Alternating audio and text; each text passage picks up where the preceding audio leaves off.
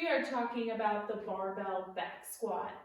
So this movement can be done off a rack, and if you're going to go heavy, I highly suggest doing it off a rack. But if you don't have a rack and you have a barbell, you can always just clean it up and get it onto your back.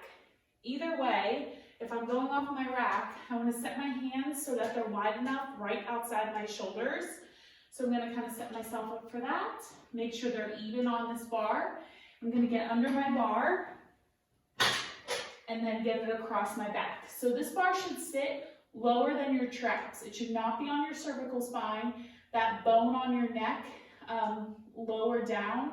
Do not have that barbell across there. So I'm a little lower. My traps are going to support the weight of my barbell. And I'm going to think about pulling that bar down into my back really nice and tight. My wrists are neutral, so I'm not like this. I'm not going to let the bar roll back, so I'm going to keep my wrists neutral, elbows pinned down my side.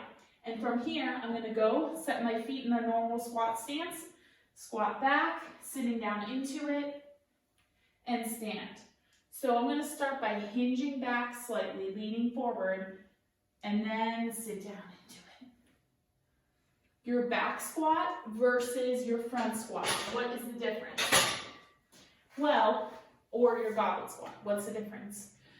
Back squat is more of a hinging motion first, and then sitting back into your heels. So you should feel this a lot more in your hamstrings and glutes. Now, if you're doing a front squat or you're doing a goblet squat, it's more of a quad dominant movement. So I'm going to actually sit straight down with my chest up, and those are very subtle differences. So if you're new to programming, you might not really quite get that right away, but just remember, hips back and sit into it on a back squat, and then in a front squat or a goblet squat, chest stays up, try to sit more straight down.